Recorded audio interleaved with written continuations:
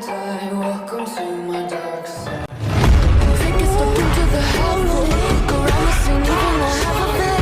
I'm walking along the contact and losing my mind. I'm breathing the madness. My devils, they whisper in my ear. Definitely on my fears. I'm living in a nightmare.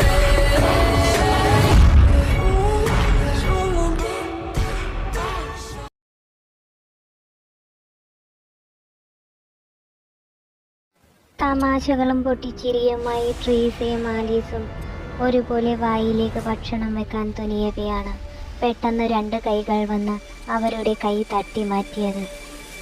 വായിലേക്ക് വെക്കാൻ പോയ കൈകൾ തട്ടി മാറ്റിയതും ആലീസിൻ്റെയും ട്രീസയുടെയും കയ്യിലിരുന്ന ഭക്ഷണം നിലത്തേക്ക് വീണു. ഒരു ഞെട്ടലോടുകൂടി ഇരുവരും തലയുയർത്തി നോക്കി. ഒപ്പം ജിയയും. മുന്നിൽ ആര്യനെയും ആദത്തിനെയും കണ്ട് മൂവരും ഞെട്ടി.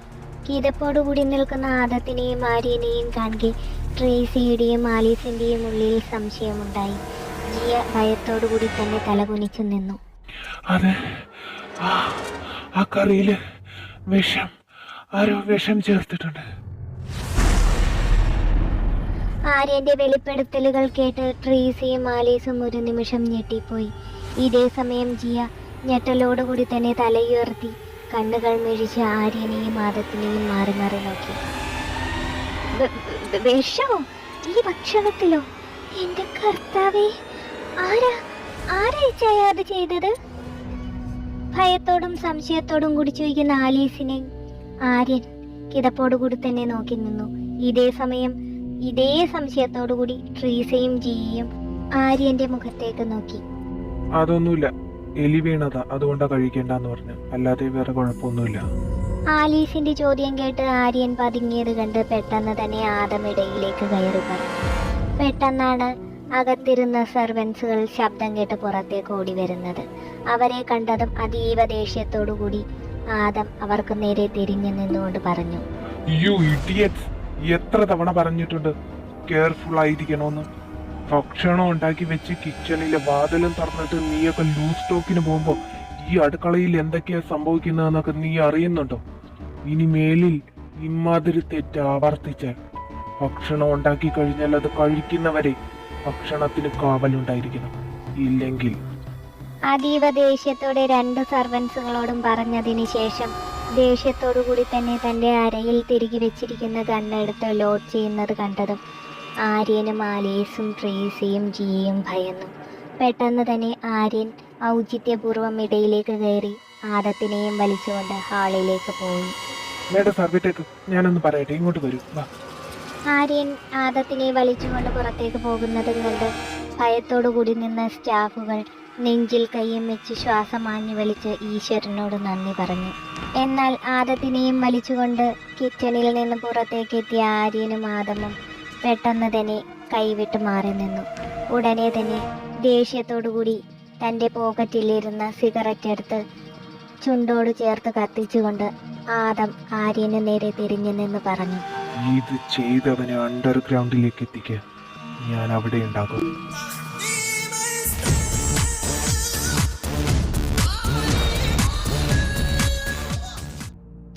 ഇതേ സമയം ഡൈനിങ് ടേബിളിൽ ഇരിക്കുന്ന ഭക്ഷണങ്ങൾ ഓരോന്നായി എടുത്തുകൊണ്ടുപോയി കളയുന്ന സ്റ്റാഫിനെ തന്നെ നോക്കി നിൽക്കുകയായിരുന്നു ആലീസും ട്രീസയും ജിയയും. അല്ല, ഒരു എലി വീണതിന് എല്ലാ ഭക്ഷണവും കളയണോ? ആലീസ് പെട്ടെന്ന് തന്നെ ഭക്ഷണം എടുത്തുകൊണ്ടുപോയി കളയുന്ന സ്റ്റാഫിൽ ഒരാളോട് ചോദിച്ചതും അയാൾ തിരിഞ്ഞു നിന്ന് മറുപടി പറഞ്ഞു, എല്ലാ ഭക്ഷണവും എടുത്ത് കളഞ്ഞേക്കാനല്ലേ ചേച്ചി സാറ് പറഞ്ഞിരിക്കുന്നത്? വെറുതെ എന്തിനാ സാറിനെ ദേഷ്യം പിടിപ്പിക്കുന്നത്? ചേച്ചിക്കും മാഡത്തിനുമൊക്കെ ഞങ്ങൾ ഭക്ഷണം പുതിയത് ഉണ്ടാക്കി തരാം, ഒരു 5 മിനിറ്റ് വെയിറ്റ് ചെയ്താൽ മതി. ആ സ്റ്റാഫിന്റെ ദയനീയമായ പറച്ചിൽ കേട്ടതും പെട്ടെന്ന് തന്നെ ട്രീസ ഇടയിലേക്ക് കയറി. അതിൻ്റെ ആവശ്യമില്ല, നിങ്ങൾ ഭക്ഷണം കൊണ്ടുപോയി കളഞ്ഞിട്ട് റൂമിലേക്ക് പോക്കോ, രാവിലത്തേക്കുള്ള ഫുഡ് ഞങ്ങൾ 3 പേരും കൂടെ ഇനി ഉണ്ടാക്കിക്കോളാം. അത് കേട്ടതും ജിയ ചിരിച്ചു. പെട്ടെന്ന് തന്നെ ആലീസ്, എന്നാലും ഇതിൽ എലി വീണ കാര്യം ഓഫീസിലേക്ക് പോയ ഇവരെങ്ങനെ അറിഞ്ഞു? എന്നാൽ ഇതേ സമയം ആര്യനോട് പറഞ്ഞതിന് ശേഷം പുറത്തേക്ക് പോകുന്ന ആദത്തിനെ നോക്കിക്കൊണ്ടിരുന്ന ആര്യന്റെ മനസ്സിലേക്ക് കുറച്ചു മുമ്പ് നടന്ന കാര്യങ്ങൾ ഓർമ്മയിലേക്ക് വന്നു. Flash back. വണ്ടിയിൽ യാത്ര ചെയ്തുകൊണ്ടിരിക്കുകയായിരുന്നു ആദമും ആര്യനും. ആദം ഡ്രൈവ് ചെയ്യുമ്പോൾ ആര്യൻ കോ ഡ്രൈവിംഗ് സീറ്റിൽ ഇരിക്കുകയായിരുന്നു.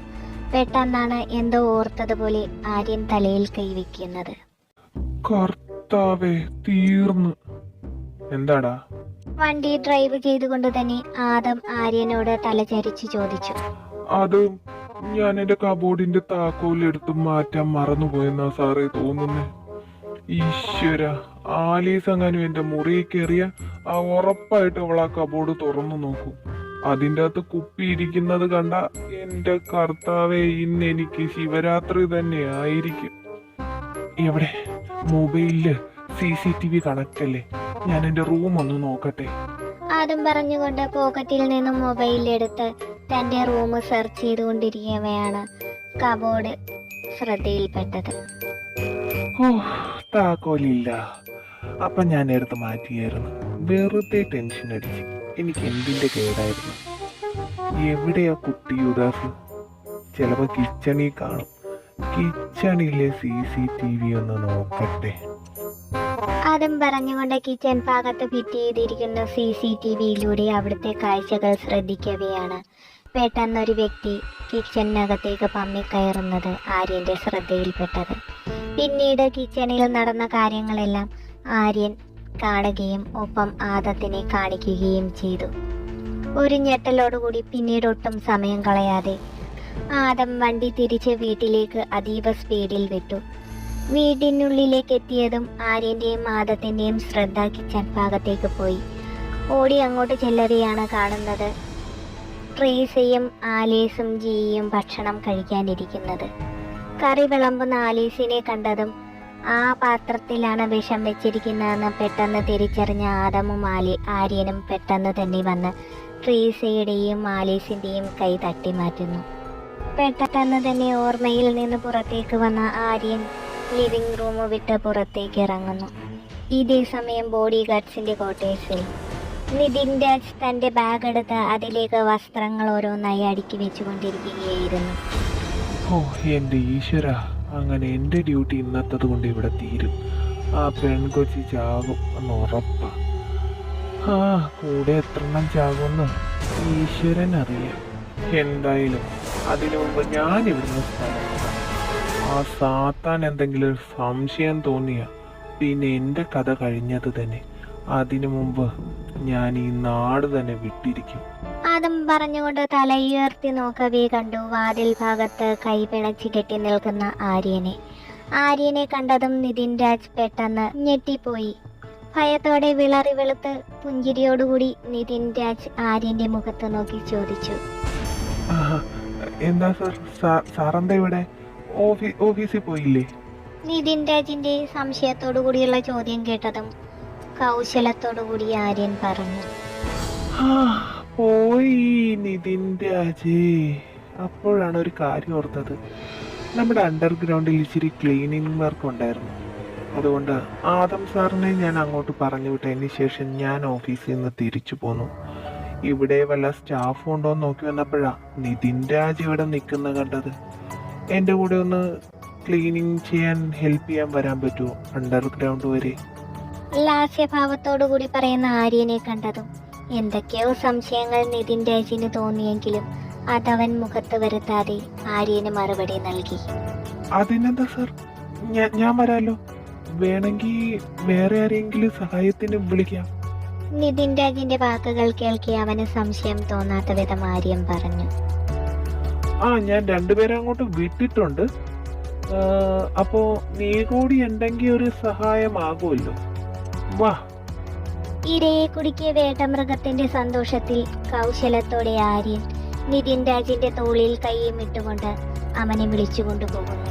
സാധാരണയായി യാതൊരുവിധ വികാരങ്ങളൊന്നുമില്ലാതെ തന്നോടും തന്റെ സഹപ്രവർത്തകരോടും സംസാരിക്കാറുള്ള വ്യക്തി ഇന്ന് പതിവിനും വിപരീതമായി സന്തോഷത്തോടുകൂടി തന്റെ തോളിൽ കൈവച്ചതിന്റെ അർത്ഥം മനസ്സിലാകാതെ നിതിൻ രാജ് ആര്യനോടൊപ്പം പോകുന്നത് സാത്താന്റെ മുന്നിലേക്കാണെന്നറിയാതെ.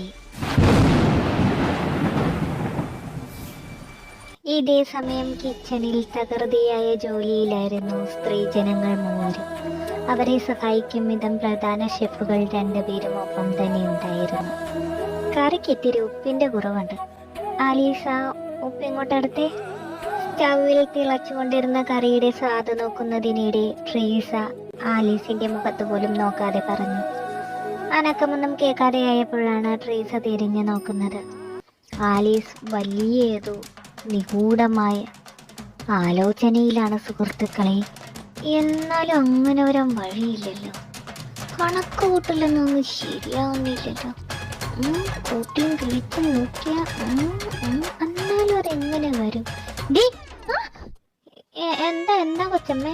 അയ്യോ സോറി ട്രീസാമ്മേ. എന്താ നീ ഇത് ഏത് ചിന്തയിലിരിക്കുക? നിന്നോട് ആ ഉപ്പ് ഇങ്ങോട്ട് എടുക്കാൻ പറഞ്ഞപ്പോ അവള് മനക്കോട്ട കെട്ടിക്കൊണ്ടിരിക്കുന്നു. അയ്യോ എന്നോട് പറഞ്ഞായിരുന്നോ? എന്താ പഠിച്ചു? അല്ല മഹാറാണി എന്ത് ദിവസം കണ്ടിരുന്നതാ? നിന്റെ ഇച്ഛനെ കുറിച്ചാണ് ഓർത്തോണ്ടിരുന്നത്.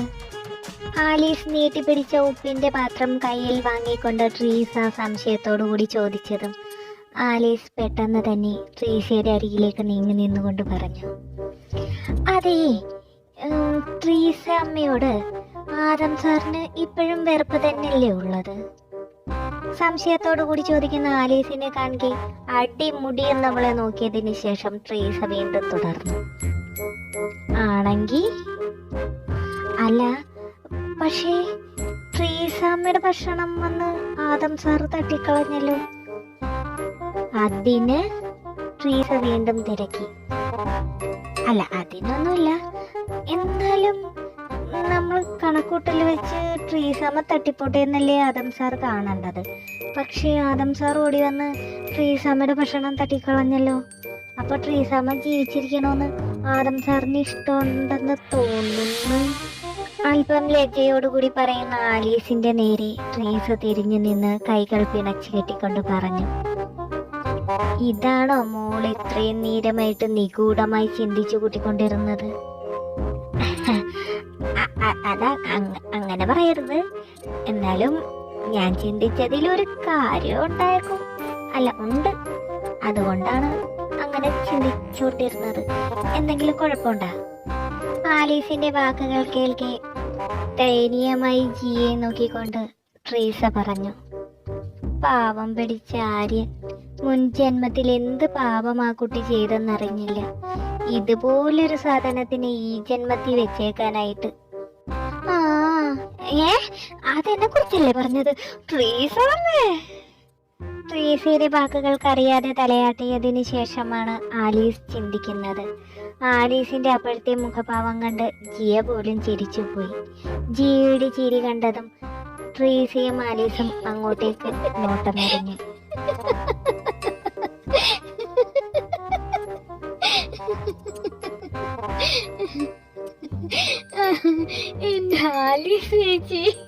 ജിയയുടെ ചിരി കണ്ടതും ട്രീസയും ആലീസും മതിമറന്ന് ജിയയെ തന്നെ നോക്കി നിന്നു. പെട്ടെന്നാണ് ജിയ അവരെ ശ്രദ്ധിക്കുന്നത്. ചിരി നിർത്തിക്കൊണ്ട് ജിയ ആലീസിനെയും ട്രീസയെയും മാറി മാറി നോക്കി. എന്ത് പറ്റി? എന്താ എല്ലാരും എന്നെ തന്നെ നോക്കുന്നത്? ഒന്നുമില്ല, നീ ഇവിടെ വന്നിട്ട് ആദ്യമായിട്ടാ ഇങ്ങനെ ചിരിച്ചു കാണുന്നത്, അതുകൊണ്ട് ഞങ്ങൾ നോക്കിപ്പോയതാ. ജിയുടെ ചോദ്യത്തിന് ആലീസ് മറുപടി പറഞ്ഞു. പെട്ടെന്ന് ജിയുടെ മുഖത്തുണ്ടായിരുന്ന ചിരി മാഞ്ഞത് ട്രീസ ശ്രദ്ധിച്ചു. വിഷയം മാറ്റും വിധം ട്രീസ ഇടയിലേക്ക് കയറി. പിന്നെ നിന്റെ പറച്ചിലൂടെ ചിരിക്കാത്ത മനുഷ്യർ വരെ ചിരിച്ചു പോവും, പിന്നെയാണോ ഈ കൊച്ചു? നിന്റെ കാര്യം നോക്കിക്കേ ആലീസെ, മണ്ടത്തരങ്ങൾ അങ്ങനെ ഇനി ഇവിടെയെന്ന് പറഞ്ഞ ശരിക്കും നിന്റെ നാവ് ചെത്തി ഞാൻ ഈ കറിക്കകത്തിടും.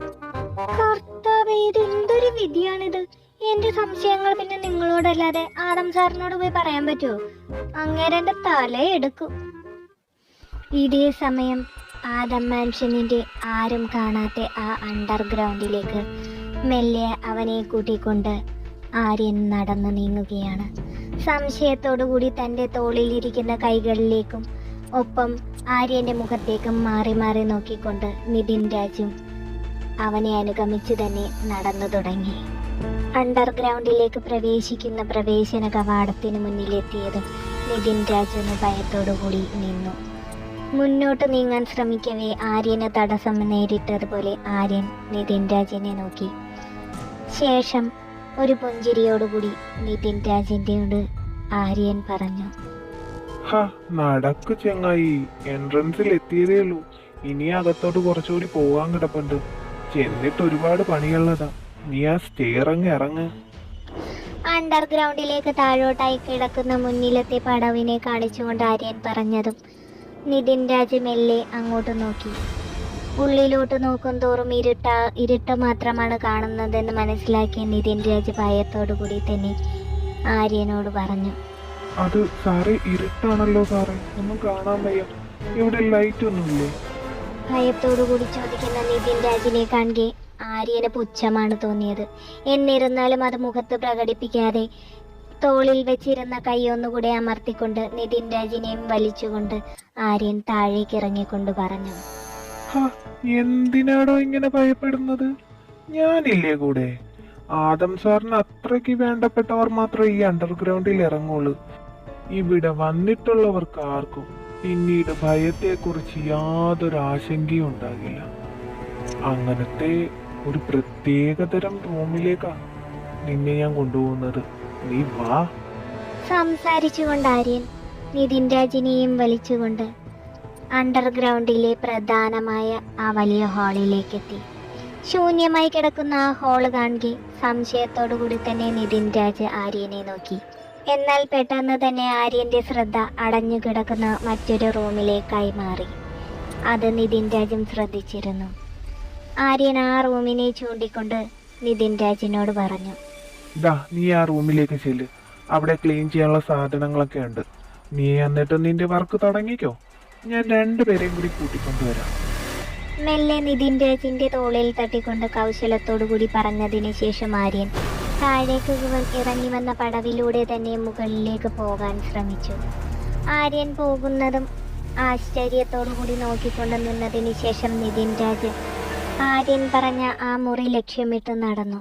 ഇതേ സമയം മുകളിലേക്ക് കയറി ചെന്നതിന് ശേഷം പ്രധാന കവാടത്തിന്റെ ഭാഗത്തെത്തിയ ആര്യൻ ആ വാതിൽ വലിച്ചടച്ച് പുറത്തു നിന്നും കുറ്റിയിട്ടു. ഇതൊന്നും അറിയാതെ നിതിൻ രാജ് തനിക്ക് ചൂണ്ടിക്കാണിച്ചു തന്ന മുറിയുടെ വാതിൽ തള്ളി തുറന്നതും ആ മുറിയിലെ വെളിച്ചം അവന്റെ കണ്ണുകളിലേക്ക് ആഞ്ഞടിച്ചു. ഇരുട്ടിൽ നിന്ന് വെളിച്ചത്തിലേക്ക് പെട്ടെന്ന് വന്ന് കയറിയതും നിതിൻ രാജിനെ തന്റെ കണ്ണുകൾ ചിമ്മുന്നത് പോലെ അനുഭവപ്പെട്ടതും അവൻ മെല്ലെ കൈകൾ കൊണ്ട് കണ്ണു മറച്ചു പിടിക്കുവാൻ ശ്രമിച്ചു. അല്പസമയത്തിന് ശേഷം കാഴ്ച തിരിച്ചു കെട്ടിയതുപോലെ നിതിൻ രാജ് കണ്ണുകൾ മാറ്റി മുന്നോട്ട് നോക്കിയതും കണ്ടു. രാജകീയ തുല്യമായ കസേരയിൽ ബ്ലാക്ക് ഷർട്ടും ബ്ലാക്ക് ബ്ലേസറും ആകെ മൊത്തം കറുത്ത വസ്ത്രധാരണയോടെ കാലിന്മേൽ കാലും കയറ്റി വെച്ച് ഒരു കയ്യിൽ 36mm പിസ്റ്റലും മറുകൈയിൽ സിഗരറ്റുമായി തന്നെയും പ്രതീക്ഷിച്ചെന്നതുപോലെ ഇരിക്കുന്ന ആ സാത്താനെ